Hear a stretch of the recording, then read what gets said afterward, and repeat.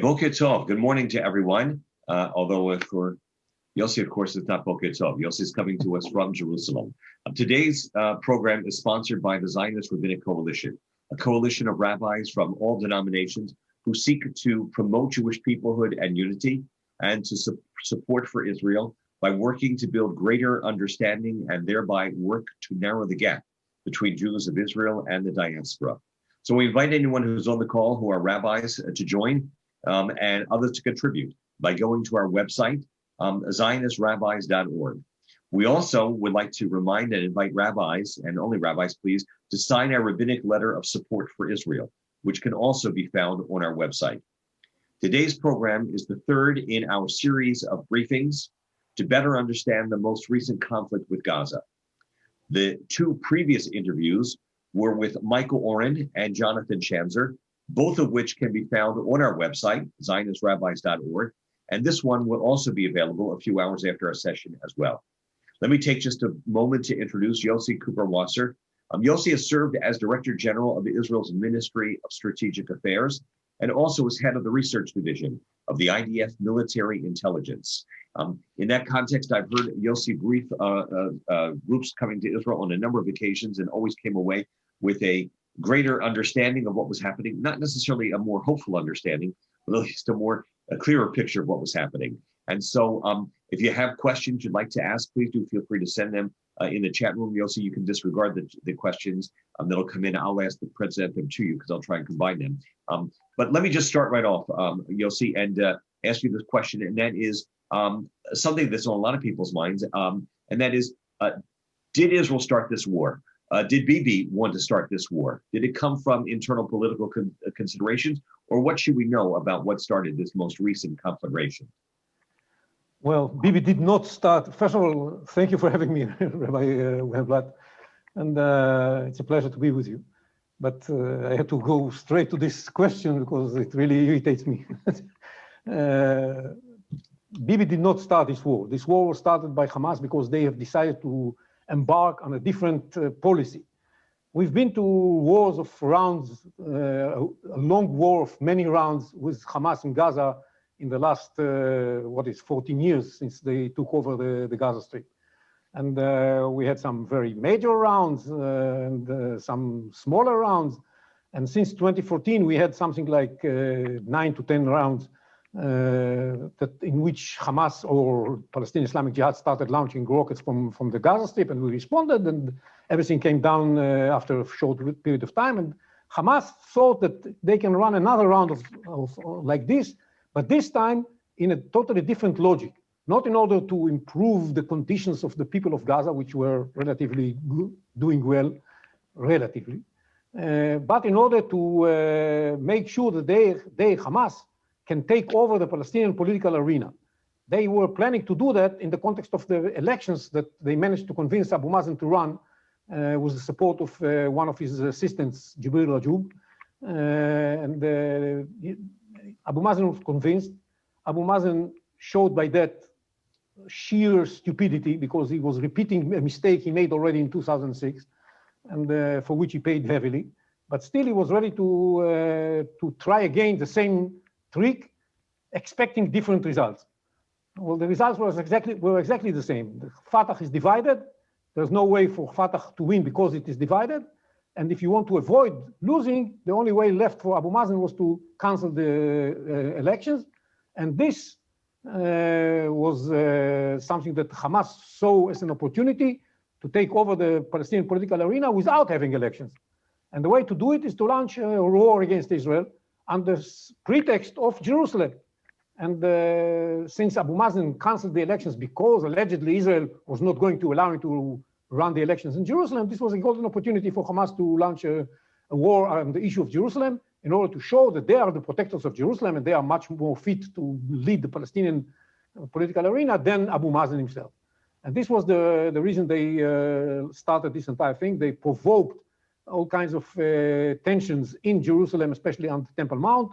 They took advantage of this civilian legal dispute on Sheikh Jarrah, turned it into something of forced eviction and all kinds of nice words, Judaization of Jerusalem, and ethnic cleansing and whatever you want.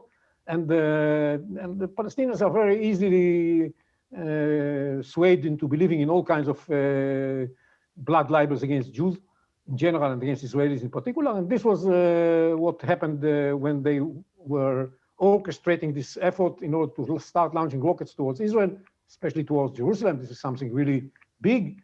And they thought that the Israeli reaction is going to be, well, more than the usual, but not that extreme as it was when we decided to retaliate. But we decided that time has come for us to send a clear message to Hamas that this is not going to go unanswered. And the damage done to them was 10 times more than what they expected. And we believe that we were able to deliver to them the message that they did the wrong move and they shouldn't do this kind of moves in the future. Yossi, by the way, Yossi, how do you know what you just said? And that is, you said that Hamas got the message that they weren't expecting Israel to respond as heavily as they did and as effectively as they did, and they got the message. I mean, they're running around in the streets saying, we won, we won. Yes, by the way, they won. And their war, they won. They won the Palestinian political arena. When they say we won, they mean that. And that is the most important thing for them. They just paid a much heavier price than they anticipated to pay in the beginning. How do I know that? Because on day 2, they were already ready to have a ceasefire. That's everything they paid since day 2 until day 11 was a price that they didn't consider to pay. And they didn't know that we are going to be able to hit their underground facilities. They didn't know that we shall be able to thwart all their attempts to carry out attacks with UAVs. They tried 7 times. All of them were intercepted. They didn't know that their efforts to hit our gas drills is going to fail by us hitting their naval submarine capabilities that they have established. They didn't know that we are going to charge them all this heavy price. They didn't know that we were going to hit some of their key operatives, including the leaders of their infrastructure construction units, including some of their special units, including the leaders of their Gaza brigade, including many others that were hit. They didn't know that this is going to happen. And when this happened, this didn't happen in many of the previous rounds. In the 8 rounds that preceded this round, all of that did not happen. With one exception of killing the leader of the Gaza brigade of the PIJ, of the Palestinian Islamic Jihad. These things didn't happen in previous rounds. So in terms of their, does it weaken their ability then to be launching attacks into the future? Or, you know, what happens to Hamas and to Islamic Jihad and in the Gaza Strip from this? It weakens their ability to defend themselves, first and foremost. It weakens their ability to rebuild their infrastructure. It doesn't weaken their ability to launch rockets. That's the one thing left, but they know that we know that rockets is not something that we are going to be frightened from because we have the Iron Dome. And in this round, again, in spite of their efforts to find a way to overcome the Iron Dome by launching big salvos and all kinds of other tricks, the Iron Dome still delivered the same amount or maybe even higher rate of ratio of interceptions than it used to have to provide in the past.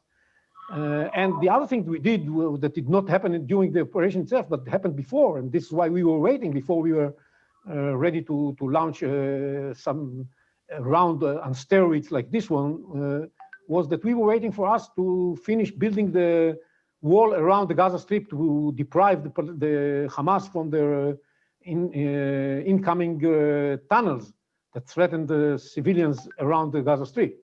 And as you could have seen, there was no such attempt during the operation because of the war. And so their capability to hit us is much lower than it used to be in the past. Yes, 10% of the rockets that are launched towards populated areas still manage to make it.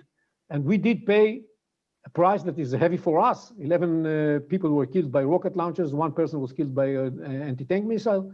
This is a heavy price, but it's not something that we cannot pay if we need to deliver a message. And what is impressive, by the way, was that the population in Israel was totally united in its support for the operation, and in spite of the fact that several rockets managed to hit civilians. I can't hear you. You're mute. Sorry. Did Hamas fight better this time? Did they have improved tactics and weaponry than previously? Sure, they improve their capabilities all the time, and this is done mainly through the aid they get from Iran, and the money that they get from Iran, the know-how that they get from Iran, the operational training they get from Iran. All of that improves their capabilities all the time. And of course, the fact that they had all this huge metro facility, the underground facility underneath all the main cities, is improvement in their capability to fight. And all the tricks that they prepared are very impressive. They prepared those submarines that were supposed to hit targets at sea. They prepared the UAVs based on the Ababil 2 Iranian unmanned air vehicle. They did a lot of things that improved themselves, but this is a battle. It's a competition of learning. The question is not whether you are becoming better, because everybody comes better all the time, and the Hamas is running lessons learned sessions all the time. The question is who is learning faster. And I think what Israel was able to prove to Hamas, and it's important in this respect to prove it also to Hezbollah, is that we learn very fast. And that's impressive. So in terms of Israel's goal, what were Israel's military goals in this, and would you say that they achieved those goals? Yes, I think we achieved most of our goals. We didn't kill all the Hamas operatives. This was not the goal. We didn't destroy all the Hamas rockets. This was not the goal. But we did hit the infrastructure of Hamas very heavily. We did hit the production facilities very heavily. We did hit very heavily the cyber element of Hamas. We did hit very heavily the leaders of the production effort, the engineers that lead the effort. We hit all the tricks that I mentioned before, where we intercepted and thwarted them ahead of time. We did a very good job, and strategically speaking, we accomplished our mission, which was not to destroy Hamas, but to restore our deterrence by inflicting a very heavy damage to Hamas infrastructure in Gaza. That we did. So would you say protective edge, the guardian of the walls was more effective than protective edge? Because there are aspects of the conflict which seem to be deja vu all over again in certain respects. In many respects, this operation was better. In many respects. First of all, it was much shorter. It was 10 days. We managed to accomplish more than what we accomplished in 51 days in protective edge within 10 days. And actually, we more or less finished it after day 8. So it took us 8 days to accomplish most of the goals we have set for ourselves. Secondly, I think we did it without putting our people in danger. We didn't have to bring soldiers in, which we had to do in protective edge, and we paid a heavy price for that. So this time we didn't have to bring the soldiers in. The other benefit we had because we didn't bring the soldiers in was that the number of collateral damage, or the number of casualties that were not intended, was relatively low. I can tell you that I was interviewed by one of the mainstream media journalists in Israel, and she asked me, how come there's such a small amount of uninvolved people killed in this operation? And I explained, we use only precisely guided munition from afar. And as long as we don't enter, the number of casualties is going to be relatively low. We cannot totally avoid causing collateral damage, but it's relatively small, and much of it is really totally unintended because what happened was that 2 houses collapsed over the tunnel, and that's most of the civilian casualties coming from there. Do you know how many bombs Israel dropped in, or how many buildings in Gaza Strip were destroyed? All kinds of different numbers coming from different sources. So it depends whom you ask. But Israel carried out 1,500 attacks. That's attacked 1,500 targets. Let's put it this way: we attacked 1,500 targets. None of them was civilian. Okay, it's, all these targets were terrorists involved. The fact some of them that were also used for civilian use, and it was possible to give an early warning for the people living there or working there to evacuate the building. We gave this early warning, and used all the other efforts that we employ in this respect in order to warn people to leave the place in advance. In some cases, we had to attack because it was built on occupancy, the fact that the target is in the place. So we had to attack it. And in these cases, most of the times, the attack was done with a precise guide munition, mostly missiles, and was limited collateral damage. The Palestinians say that something like 2,000 buildings were hit, most of them destroyed, and some of them partially hit. It's their count. Maybe they're right. I don't know. So one of the reasons I ask is because if you look at so many television and other images, it looks like all of Gaza is just in rubbles. The fact that Israel had 1,500 targets and that there were only 240 people who died, of which most of them were Hamas operatives, actually is amazing how precise that is. It's mentioned. I don't think we're getting out so much. Yeah, but of course the media goes to the places that were attacked and shows. And they focus in on it, of course. Yes, of course. Yossi, a number of other questions I want to ask you about that. Specifically, in regard to the AP building, what can you tell us about what was happening in that building? There was more than just a AP wire service going on there. And let me just start with just that question. Yes, I think the IDF has shared some information. Most of the information was shared with the U.S. Government and behind closed doors. Excuse me, let me interrupt right there. Why only behind closed doors? Why won't they let everyone else know so that then people understand exactly about this? They let everybody know some of the information, but some of the information which is sensitive.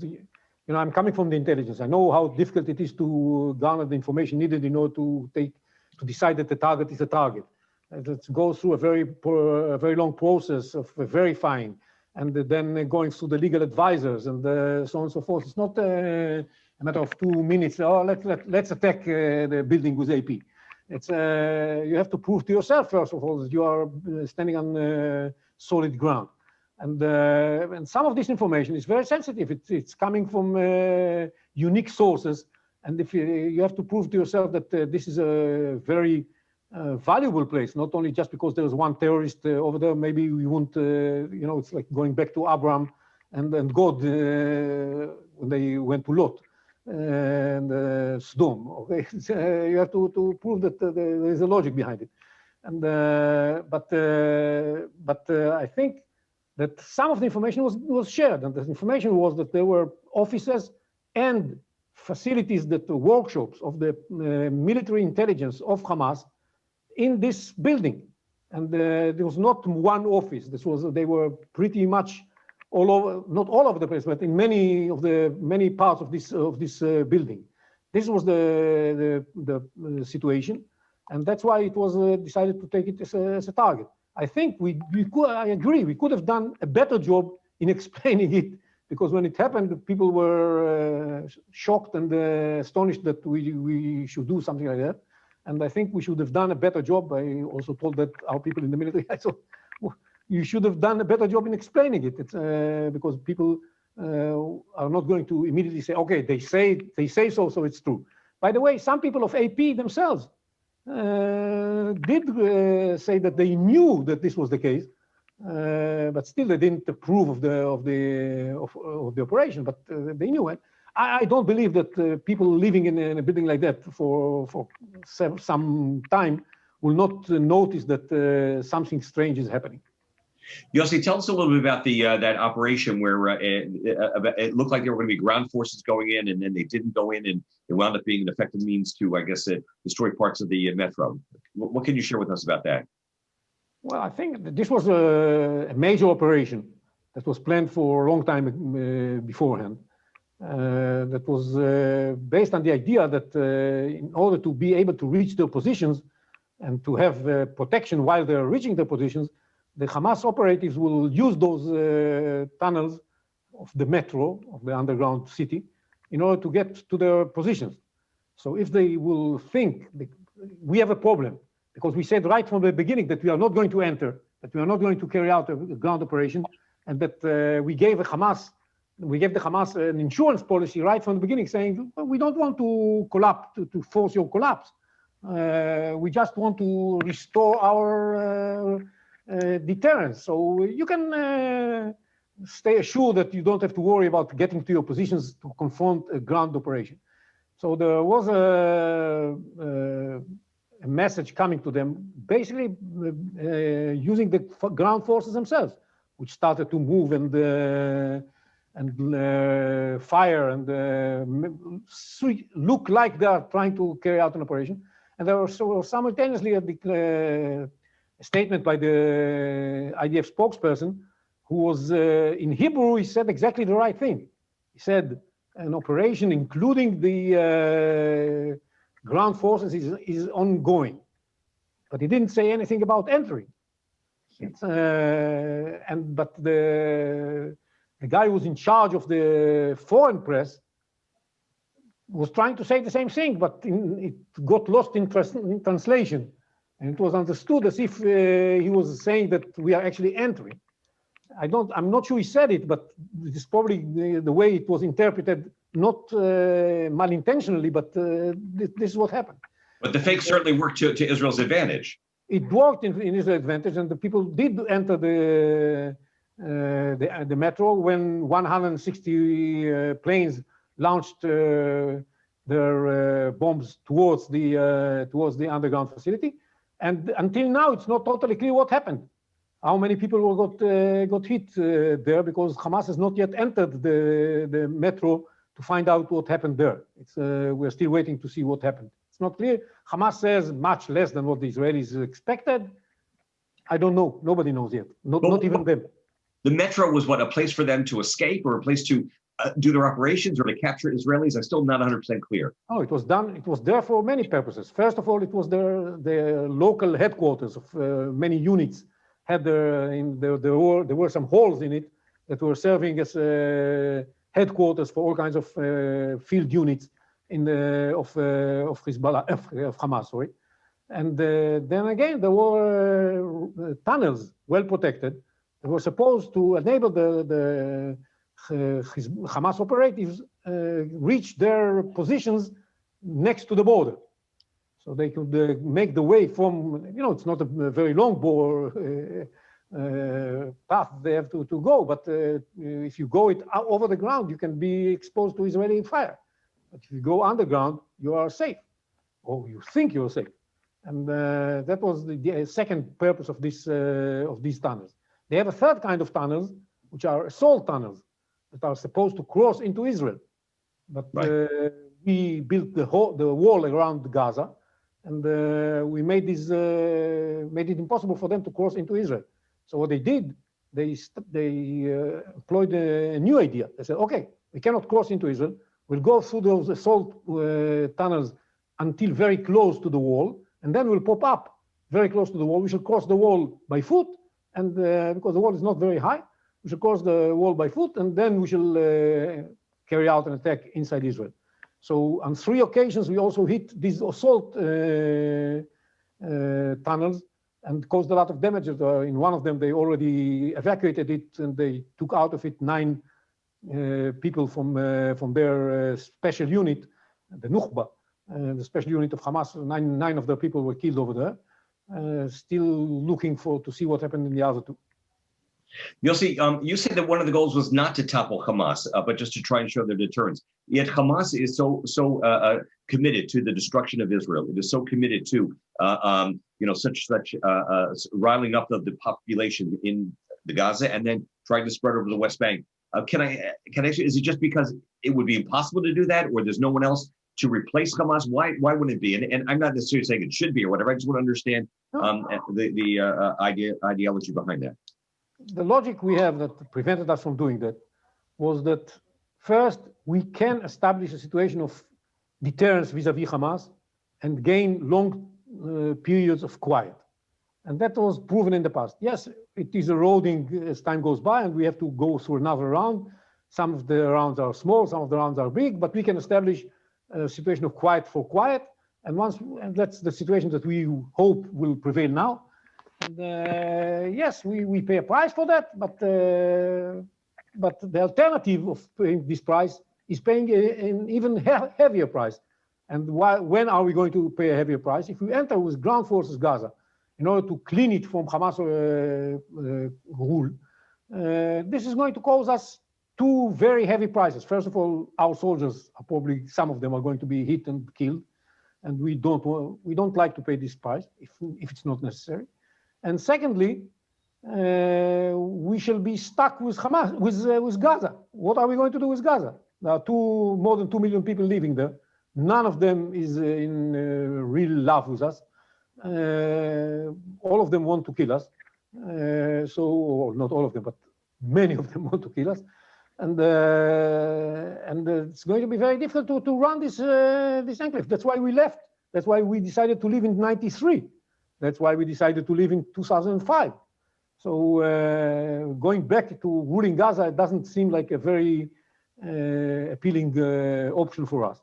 So that's why we have a third reason. We say if we enter Gaza and we pay all these heavy prices and then we got stuck with Gaza, we shall have to commit a lot of our military to ruling Gaza.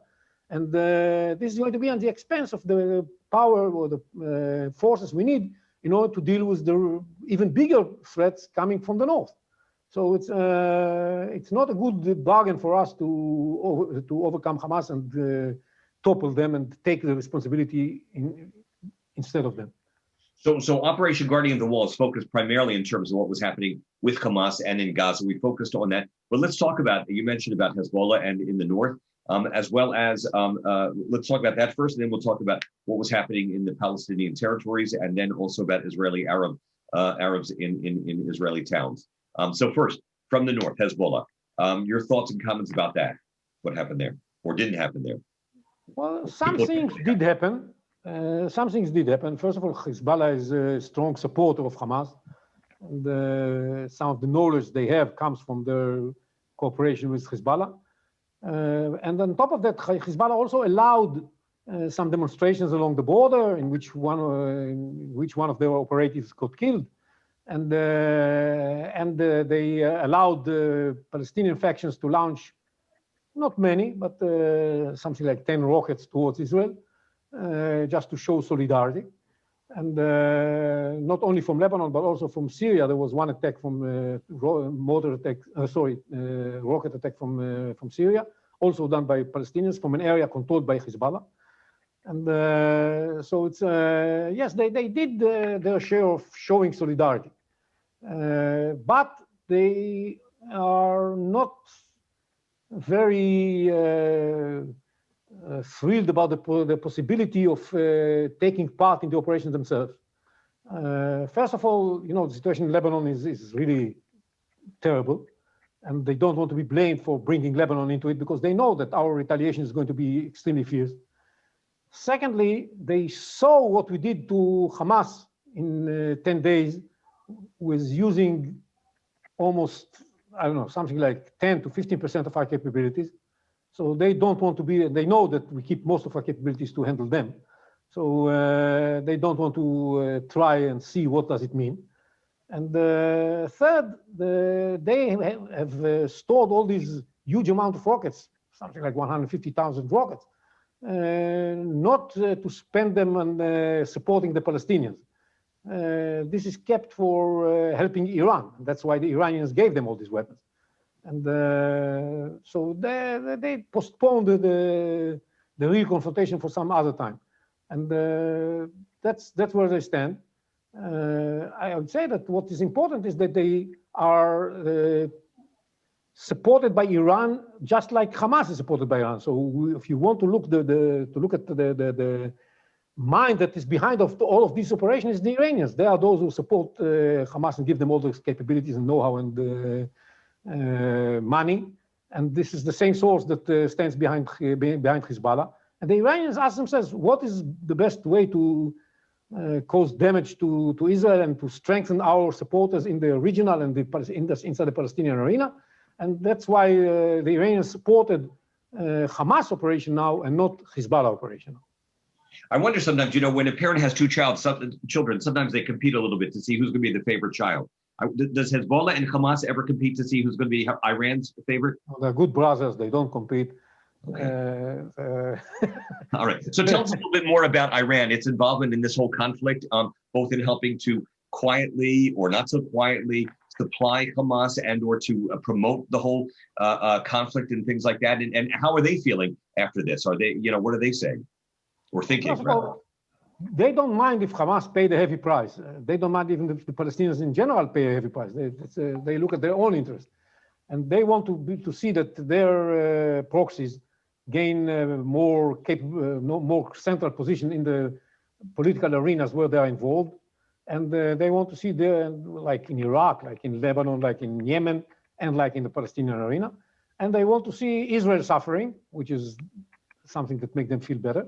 And they want to see everybody who's part of the more moderate or pragmatic axis of the Middle East, be it even the UAE and the Bahrain, with their Abraham Accords, struggle and have difficulties. And they believe that this activity by Hamas was supposed to improve, and actually did improve, its position within the Palestinian community.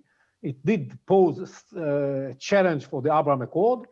That was not enough in order to shake them, but was enough in order to make everybody think, is it going to stand by this challenge or not? Was Israel relatively pleased with the response of the partners in the UAE in the Abraham Accords? Yes, I think we appreciate that they have to say all kinds of things regarding Jerusalem, but they did not support Hamas, and that's what's the most important thing. And we know that not only that they don't support Hamas, they actually hate Hamas, and understand it's a part of the axis that threatens their stability and their well-being. So they didn't change positions during this operation, on the contrary. While saying that they support the Palestinian cause and they support the idea that East Jerusalem should be the capital of the future Palestinian state, which is what they said all the time. It's not something new coming from them. So back to Iran then. In what way, should the American public be aware of Iran's nefarious activities and what they've tried to do with all of this? So everything Hamas has comes from Iran. They didn't invent anything. They have their engineers going to Iran, studying and learning how to produce all kinds of weapons. They get the kits from Iran through the tunnels underneath the border with Egypt. Some of it is being struggled even through Kerem Shalom, through our crossing.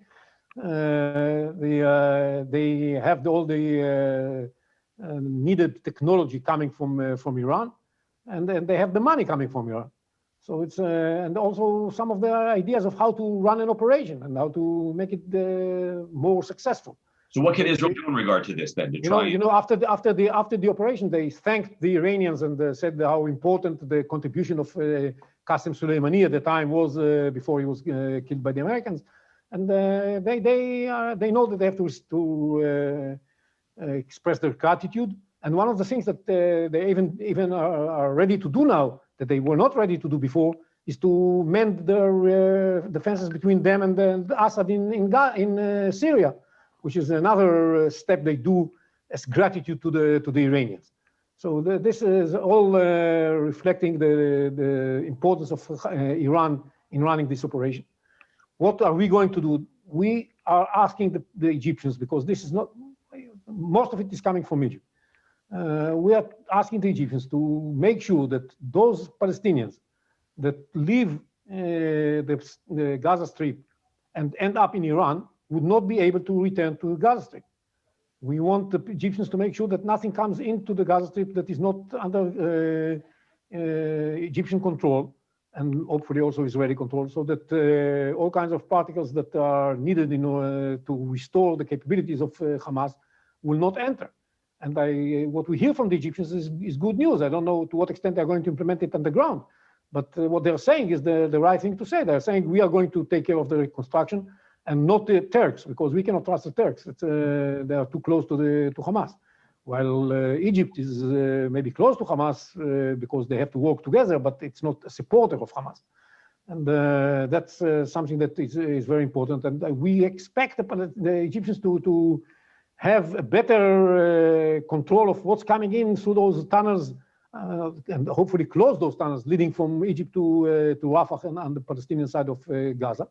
And once this is going to be done, it's going to be more difficult for Iran to rebuild the capabilities of Hamas.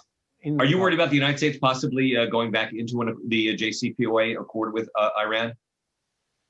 We are very concerned about that because giving the Iranians more money will make it much easier for them to bring in money and equipment to Gaza.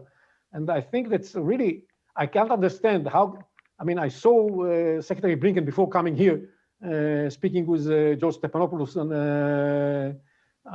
the TV, and he asked him, and Stephanopoulos is not a Republican, right? He asked him, don't you think there's something wrong in this picture? You give the Iranians money while they are involved in all these activities against Israel and supporting Hamas and giving it all this equipment and military capabilities, and you allow them to have money. And I heard the answer coming from Blinken. I don't think it was convincing. It's far from being convincing. But the administration would say, yeah, but this is the way to make sure Iran does not get a nuclear bomb. Or nuclear no, what they're doing, going back to the JCPOA, is the best way to ensure that the Iranians are going to have a nuclear bomb. What do you mean by that? Because right now they can't have a nuclear bomb. If they're going to go to having a nuclear bomb, they have to cross a certain threshold in which either the United States or the Israelis are going to strike against them and preventing from having the nuclear weapon. And they are trying now to produce one nuclear weapon, one. That's their effort, to produce one nuclear weapon at best. According to the original plan, they were trying to produce 5 nuclear weapons. But first they have to produce the one, and they cannot produce it.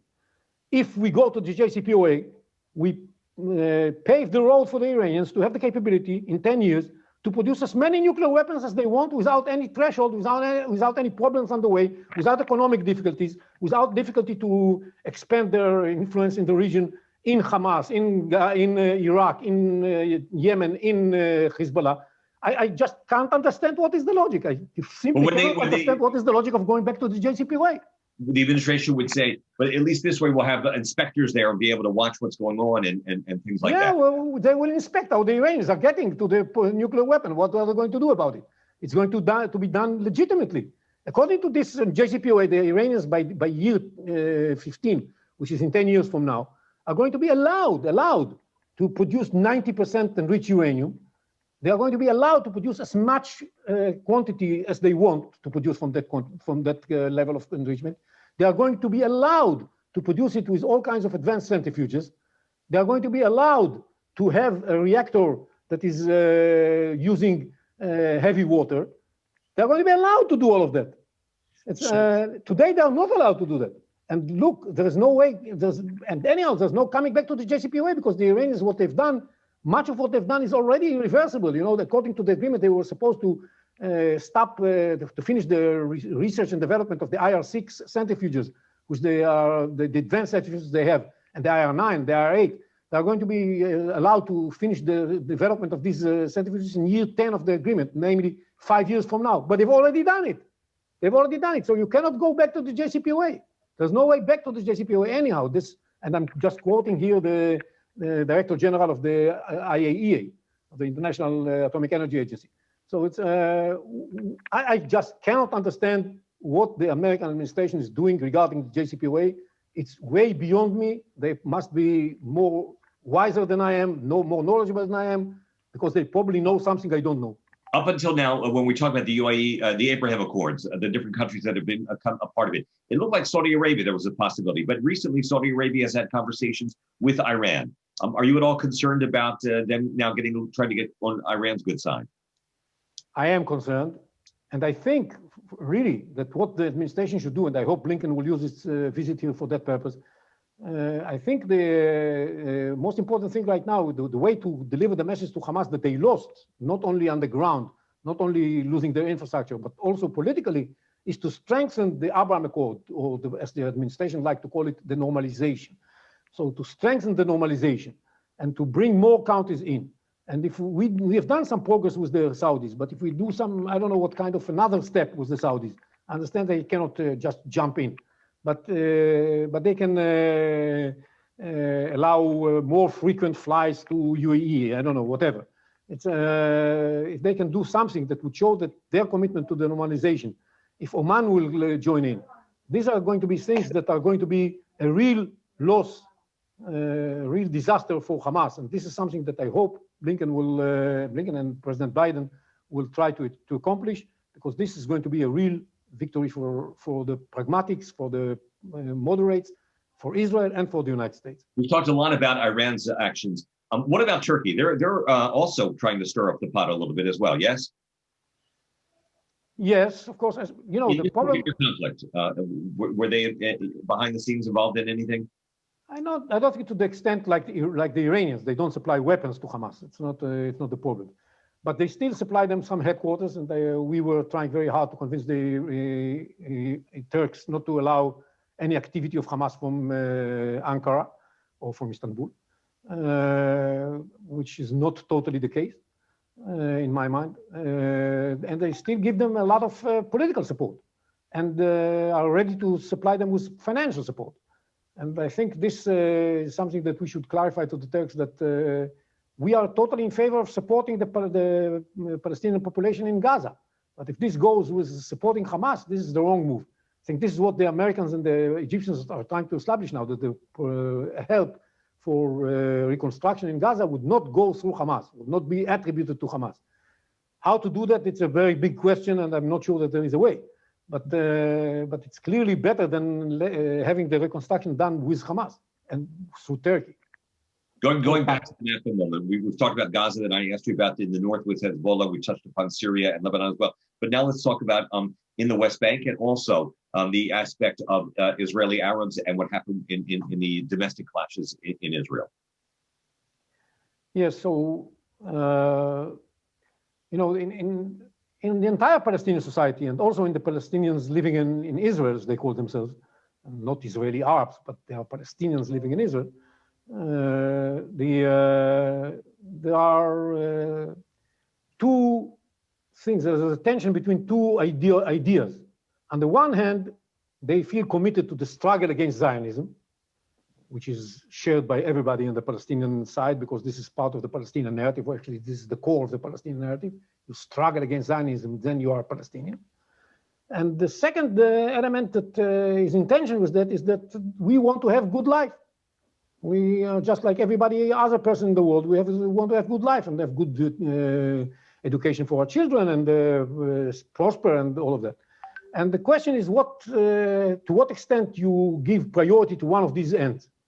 So inside the Israeli Arabs, there are different balances between these two ends.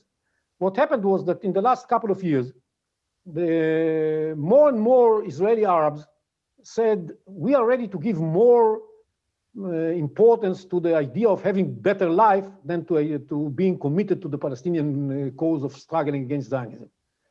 And most famous amongst those were the mayor of Nazareth and the leader of the Ram party, Mansour Abbas. And they were saying, yes, we are Palestinians, of course, but having a better living conditions, we realize that nothing is going to change here tomorrow morning, so let's focus on having better living conditions. This came as a very big challenge for Hamas, whose supporters in the Israeli Arab community are saying, no. Quality of life is of a much minor priority than commitment to the struggle against Zionism. And these people that stick to this policy are not even participating in the elections. It's most of them belong to the northern section of the Islamic movement led by Raed Salah and Sheikh Kamal Khatib, and they are totally opposed to the existence of Israel. They can't stand the existence of Israel. And these are most of the people that went out to the streets and carried out the riots. They were instigated and incited by the leaders of the northern sect of the Muslim Islamic movement. And this was what happened. Now, there's a big question of what part of the Israeli Arabs are they? It's an open question because they don't have clear numbers, but it's not a minor number. It's not a minor number. And the problem is that many of the leaders of those political groups that stand in the middle, that are not with Abbas and are not with the Hamas, it's even a rhyme, those groups didn't come out clear enough against the rioters. Maybe because they were afraid, maybe because they don't believe that you should come against them clearly. And this caused a very big rift inside Israel, because we were expecting, as Jewish Israelis, we were expecting the leadership of the Arab Israelis who do participate in the elections, who do sit in the Knesset, who do claim that they give some importance to the quality of life and not only to the struggle, to speak clearly and loudly against the rioters and against the terrible things that happen, and against the repercussions of these things on the life together, living together of coexistence, as they call it here, of the Jewish and the Arab population in Israel. And this is really frustrating and a problem that we shall have to tackle with for a long time. On top of our need to take care of the extremists, those who participated in the riots, those who incited for the riots, and this is being done now by our security apparatus, that was beforehand was not involved at all in this business. They were only looking for cases of terrorism and cases of political insurgency, which are very rare. And now they are faced with a new phenomenon of public riots, popular riots of quite an important portion of the population, not the majority, but still an important portion. That's something that is going to have a very big impact on life in Israel. So let me ask you this. I once, a number of years ago, was with Michael Oren when he was ambassador to the United States. And a young kid came up and asked him as I was standing next to him, who hates you the most? So the question I want to ask you is, I want to paraphrase that, and that is, who do you fear the most? Who does Israel fear the most? I mean, with all these different groups and surrounding Israel that we've talked about, from a strategic, from a military point of view, and from a capability of harming Israel. What's your thoughts about that?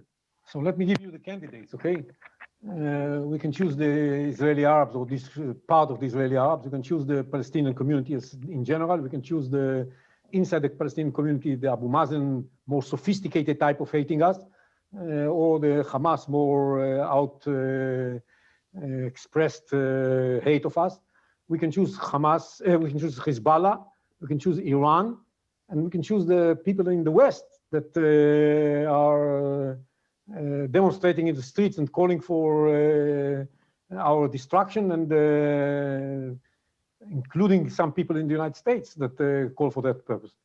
I would say that the most dangerous element is the connection between all of these phenomena. It's happening simultaneously, and each one feeds the other. But the head of the snake is in Iran. The head of the snake is in Iran. If we manage to take care of the Iranian radicalism, of the Iranian hatred, then all the rest are going to be left without money, without capabilities, in a very bad shape, and it's going to be much easier to tackle all the rest. So I'd say that Iran is still our number one worry and concern.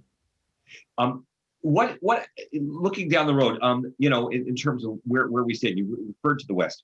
In the American media and in the American public, right now we're seeing certain disturbing trends in regard to voices in the Democratic Party that were in the previous just a couple of lone outliers, and now there are some who are questioning aspects of support for Israel, and demonstrations in the streets in America and in Europe and elsewhere. So the first question I have is, what should American Jews, American rabbis know about the conflict, about trying to be supportive of Israel?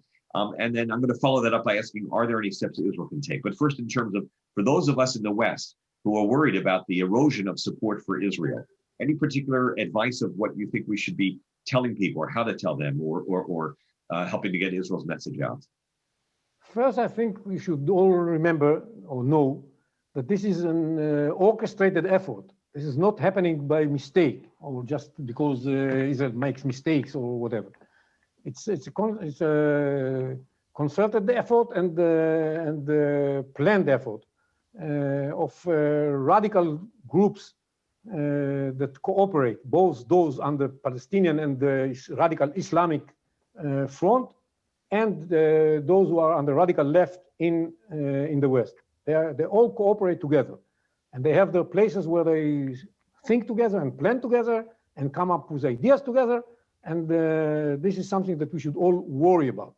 Secondly, we should know that if we don't take steps against it, it will gain more momentum. If we are fearful from confronting the problem, it's not going to be in our benefit. It's not going to fade away. Their goal is to get rid of Israel and of the United States, by the way. They don't like the United States more than they like us. But we are low-hanging fruit compared with the United States, so they start with us. And their hatred, by the way, is not only for the Zionists.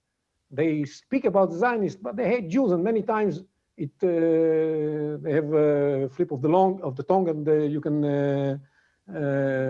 listen to what they really mean. And all these demonstrations in London in the last few days and elsewhere in the West tells you what is the real purpose. It's not only Israel, it's the Jews. And I think we should be very worried about that and take concrete steps. First of all, it's critical that the leadership, not only of the Jews, first of all, Jewish leadership, of course, but the Jews by themselves cannot be effective. We need the elected leadership in all the places, especially in the United States, speak out loudly and clearly against it and take steps. And sometimes any information you can offer us that would help to connect those particular actors would be very helpful, by the way, or that Israel can offer. But please go ahead. Yeah, so for example, I think that this effort of adopting the IHRA definition of anti-Semitism is extremely important because it clarifies that hating Jews and hating Israel is basically the same thing. And calling for the destruction of the Jews and calling for the destruction of Israel and comparing Israel to the Nazis is all anti-Semitism. And we should speak out clearly against it. Secondly, we have to go very strongly against those blood libels that are being used by those Jew haters. And for example, this blood libel regarding Jerusalem, regarding both the Al-Aqsa Mosque and the Sheikh Jarrah. It should be clearly stated by the leadership of the countries in the West that this is a blood libel. Israel doesn't have any intention to change anything in the status quo on Temple Mount, and there's no intention of Israel to go for ethnic cleansing and forced eviction and the Judaization of Jerusalem, and nothing of that is true. And this should be coming from the leadership of the United States first and foremost. I haven't heard it yet clear enough. And all of those politicians and groups that call for the opposite should be condemned by the leadership of the United States and by the leadership of the free world everywhere. Because we know what happens when these kind of allegations of false allegations and blood libels are treated with fear and with some sort of appeasement. The end is very ugly. So we should act now and have a very clear approach to that. I heard President Biden today speaking very clearly against manifestations of anti-Semitism in the United States. It's very important. But at the same time, he was praising Rashida Tlaib just a couple of days ago. You can't praise Rashida Tlaib. The Democratic Party should adopt a very clear position vis-a-vis Rashida Tlaib. And when she adopts any of those blood libels, I mean, she was legitimately elected, no problem. But she cannot repeat all kinds of blood libels without paying any price for that, or without being condemned for that. This is something that we need to see happening if we want to stop this trend from gaining momentum. And it is gaining momentum. And we are suffering of the same problem here in Israel. When we didn't take care of our governance vis-a-vis the Arab population. And now we're paying the price on issues that are beyond just crime and bad governing. So in light of that, then, what is the onus on Israel? What steps can Israel be taking? I mean, we've talked about the fact that basically we have a dysfunctional Palestinian Authority who is very weak. We have a recalcitrant Hamas who is never going to accept Israel because that negate their very raison d'etre, whose stated purpose is to destroy Israel. So, what should we expect in terms of, again, what, if anything, Israel can or should be doing to try and help either at least not resolve the problem, manage the problem, and so on?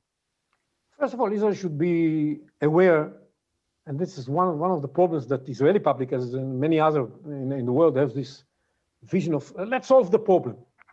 We have to realize that the solution of the problem is not anywhere close, and that more tensions and more challenges are expected on the road.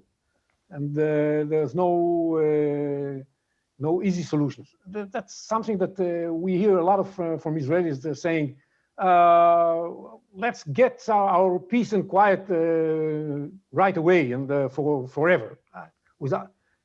Everybody here wants to have some sort of a free lunch. Let's have free quiet without paying anything. No, you have to pay. And the way we pay is by spending more and more money on our security. That's one thing that we have to make clear. We have to spend a lot of money on our security because we are facing real challenges coming from all these sources that we mentioned before. And look, for defending ourselves from 4,360 rockets coming from Hamas in 10 days, you got to have many Iron Dome weaponry to face this threat, and it's cost much more money than the rocket. So, and we have to replenish ourselves right now. So we have to first make a decision that we are going to spend money on our security and physical security, and on the expense of education, on the expense of health, on the expense of all other things that we are doing well on those issues as well, simultaneously, but we can't do even better because we have to spend money on defense. So that's the first thing we have to realize and understand the reality. Secondly, we have to invest in strengthening our relations with our partners and allies. We have many allies. We saw that during this last operation. The Germans came to our support. This was not something understood by itself. And of course, the entire group of countries in Eastern Europe were standing with us and preventing the EU from adopting all kinds of decisions against us. We have, of course, the United States first and foremost, but we have to invest in clarifying the situation to the United States, because the United States, yes, I hear Blinken saying very clear and loud that there can't be any real progress towards peace right now. But look, for us to be able to move forward, you have to understand there's a need, and that's something we have to convince the leadership of the Democratic Party more than anybody else, because the Republicans are on that page anyhow, is that for us to have any progress with the Palestinians, there's got to be an American pressure on the Palestinians, calling upon them to change their basic narrative that says that there is no such thing as a Jewish people, that Jews never had any sovereign history in Israel, that Jews are terrible creatures, and that the struggle against Israel is something that has to continue until its demise. That's something that the leadership of the United States and of the free world in general has to understand. Now, I heard President Biden saying that there's not going to be peace until the region recognizes that Israel has the right to exist as the nation, as the state of the Jewish people. That's something great, which means that Biden by himself understands it. But not everybody in the Democratic Party understands it, and we need to have more people inside the Democratic Party understand it, and don't let all kinds of ideas coming from the fringes of the Democratic Party penetrate into the center of the Democratic Party, questioning the commitment of the United States to the existence of Israel. And once the Palestinians understand that, even the Democratic Party understands that this is the case, there is a chance, if this is going to lead also to some sort of strengthening of the normalization effort, which reflect the fact that even within the Arabs are some people who understand it, then we can start thinking about Hezbollah that Israel could be doing better to help us get out its message in a more effective way. Sorry, can you repeat that? In regard to Hezbollah, what can Israel do better about Hezbollah to help us help Israel? We have to invest much more in Hezbollah. We invest nothing in Hezbollah. We invest peanuts. And it's not going to happen by itself. It costs money. Everything costs money. We have to understand that Hezbollah is a part of the defense effort of Israel. It's not something nice to have. It's something that is essential. And we have to invest more money in Hezbollah, bringing just like we have our best children going to intelligence and to Air Force, and that's how we managed to have an intelligence dominance and the Air Force superiority. We have to take the best and most gifted children of the diaspora Jews, because they are much better in that than Israelis who don't even speak the language like me, as an example. That's we have to take people who can speak the language and they are bright, and we have so many bright people inside the Jewish community around the world. that would be committed to that purpose. Yossi, closing thoughts and closing comments. Going in, but prior to this outburst of most recent outburst of violence, the Palestinian issue was clearly on a back burner.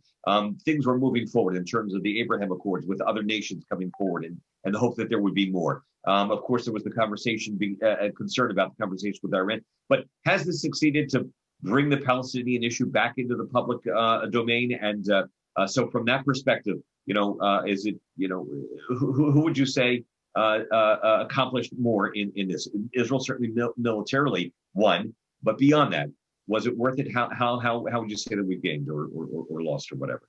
Yeah, Rabbi, I agree definitely that the Palestinian issue came back to the main stage, at least for a while. I don't know how long this is going to happen, but for a while, and for this while, it is center.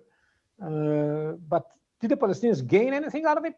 I think they lost, because for the Palestinians to win, they have first and foremost to win the Israeli public. And what happens is that they lost even bigger swaths of the Israeli public. They lost a lot of the Israeli public back after the Second Intifada, or during the Second Intifada, and now they lost an additional part of the Israeli public. So it's, and we saw that the repercussions immediately politically in Israel when the change government was becoming impossible. So it's clear that strategically speaking, the Palestinians lost also on this respect, because there is no way to move forward without the support of the Israeli public. And look, Labour Party used to have 40 seats, then they have 25 seats, 28 seats. Now they have 7 seats. That's I'm not counting Meretz. Okay, Meretz is far left, but the basic left that was ready to make an agreement with the Palestinians has minimal support in the Israeli public, and now it probably is going to be even less than that. That's where the Palestinians are heading, and they understand it. Abu Mazen understands it. He's not happy. And, any closing thoughts? Positive, hopeful things to share? Yes, I would say that on the positive note, after I spoke so much about the problems, on a positive note, we just had an opportunity to see how strong the Israeli military is, how capable it is. I think the way the military operated, the intelligence operated, was really extremely impressive for any country, both achieving the goals and avoiding huge collateral damage. This was an example for everybody. Secondly, the public here was totally united. We fight each other every day, but when the bombs started blowing here, everybody got united. And this was something, another show of how much we actually, Israel is made of all kinds of tribes. But the biggest and the most important tribe is those Jews who are Zionists.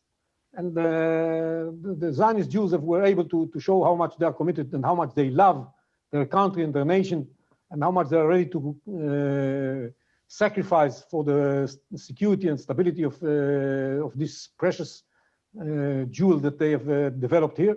And this is something that strengthens us a lot. And finally, we proved that we are friends. It's all these attempts to say that we are Am Lefadad Ishkon. This is not true. We have the support of the United States. We have the support of several countries in Europe. We have the support of Arabs friends, and we have the support of many, many other people around the world that do understand the importance of what we're doing. And I think they do that because they understand if Israel falls, they are next, and that's the most important thing for us, because our Hamas is their ISIS, and that's something that they know and realize. Yossi, thank you so much for taking time to give us an extraordinary briefing and tour of the Middle East and what's happening and what has happened. You've really helped to clarify things for us. This program will be available on the website of the ZionistRabbis.org from the Zionist Rabbinic Coalition. Any of our colleagues who are not yet members, please, we invite you to join. Any rabbis who are on the call who haven't yet signed our letter of support for Israel are invited to do so. And if you have, please share it with others as we continue to strengthen our presence in the community. And with that, on Thursday at 11 a.m., there will be a call for members of the Zionist Rabbinic Coalition, a town hall to talk about where we go from here. So Yossi, thank you very much, and thanks to everyone for joining us. Toda rabah. Thank you, Rabbi. Thank you, everybody, for participating. Thank you.